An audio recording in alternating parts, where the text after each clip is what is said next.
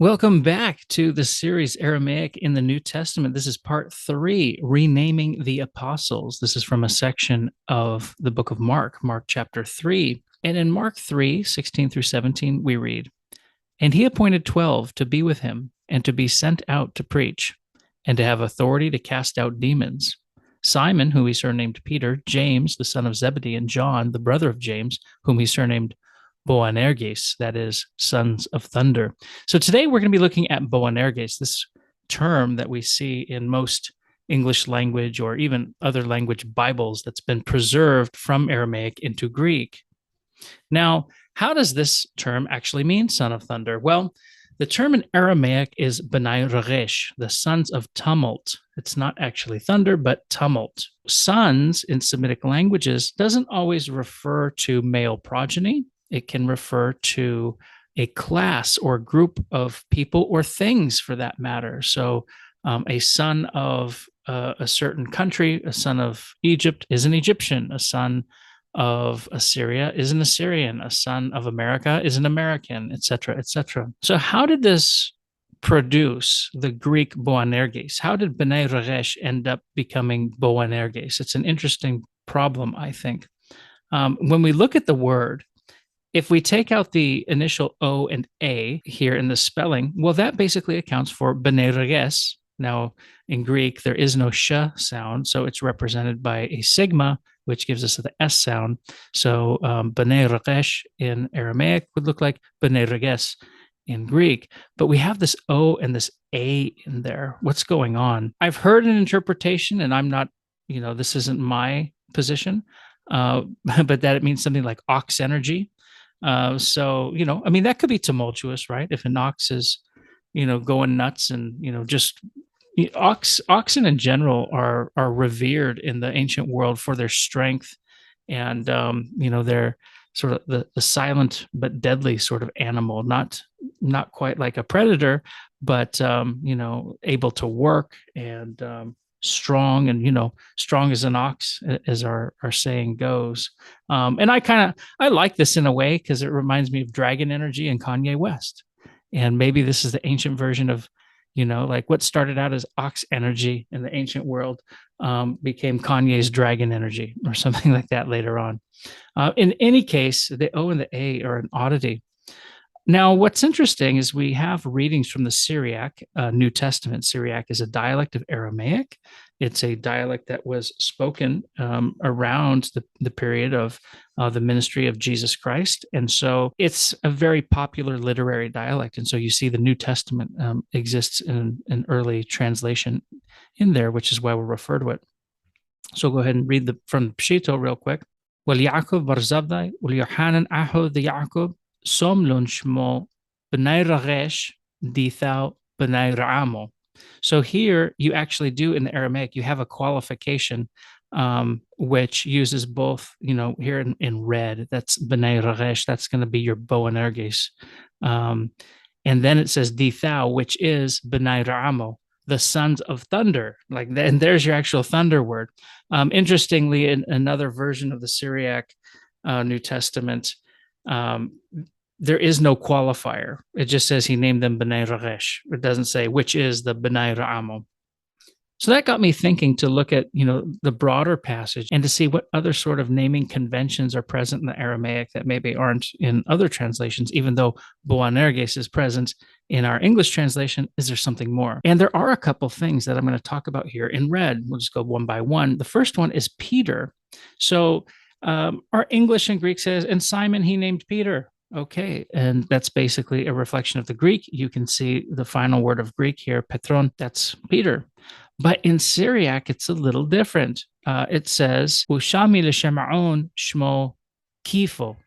So here it's actually saying, and he named Simon the name of Kepha, right? Where he bestowed the name upon Simon Kepha, something like that. In other parts of the New Testament, such as the book of John, we can see where Jesus names Simon as Kepha. He gives him that name. Now, in this part in Mark, it starts out that way, right? So that's an interesting difference here where we see, and he named him Peter. So the Greek is translating what the Aramaic is saying, right? this idea of rock or stone. It can be either a large rock or a small stone. It's not necessarily a big rock and a small rock. I've seen some conversations about that over the years.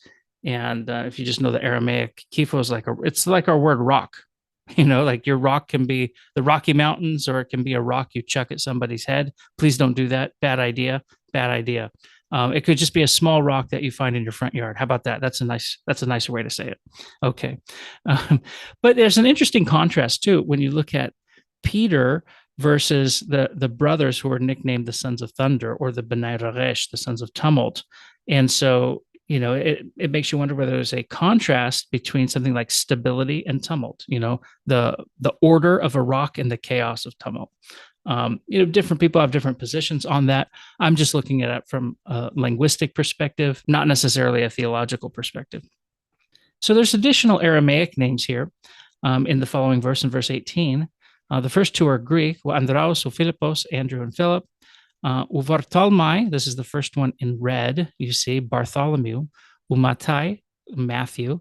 Uthuma, Toma is, Aramaic. Jacob is a Hebrew name. Barchlapai is a son of Alphaeus. So Jacob, son of Alphaeus, or maybe they say James in English. Uthadai, and Thaddeus. Shimon Knonoyo, and Simon Knonoyo. You see different translations for that last one, actually. It's pretty interesting. Bartolomai basically means the son of Ptolemy, which is a name from the Old Testament. Maybe it means a plowman or something like that. Some have speculated that it means Ptolemy. Interestingly, the Syriac version of the Old Testament just lists Ptolemy for, what in Hebrew would be Talmai. It's basically the same name. So is it possible that people started naming their kids, Ptolemy more frequently after the Greeks came? It's possible. It sounds close enough to the Greek name Ptolemy. That's a question for another time. As far as we know, Bar means son, and Ptolemy means the name Ptolemy, or maybe a plowman. So maybe, if it meant anything, the plowman's son, or plowmanson, maybe we'll say in English, plowmanson, or Ptolemyson, something like that. Now, our next name, Toma, pretty straightforward. Twin, I think that's widely known, Toma. And Alphaeus is known as Chlapai here. So Bar Chlapai is the son of maybe the successor, or maybe a convert. This root refers to change or switching. And so if you've ever heard of a khalifa or a caliphate or something like that, it's related to this root, Chlapai, here, Alphaeus. But does it mean a successor or a convert or something different? That's all possible. I mean, different people have thought of different etymologies for it. This is sort of what I'm thinking. It could refer to a region even. A lot of these bar names too, it's difficult to nail down because they might reflect a location, right? Someone who came from a certain place, just lets you know it's a person from that place. Finally, we have Shimon Knonoyo, and that's sometimes rendered in different translations as Canaanite, Simon the Canaanite, or Simon the Zealot. And I think it makes sense that it's not Canaanite because, at least in Syriac, there are different words for Canaanite, Knonoyo. Now, Knonoyo means something like to be sort of a fanatic about something. So the name here, at least in the Syriac version, doesn't mean the Canaanite. It means the Zealot. All right. Well, that's what we have for our naming conventions in the Aramaic New Testament. There's a lot of little things that we may pass over just because they come to us, not necessarily, like Boanerges, where we're getting, this foreign term in our own Bibles, but maybe they're just names. And because they're foreigners, they're from the Middle East, they have Middle Eastern names or Greek names. We kind of just accept it as names.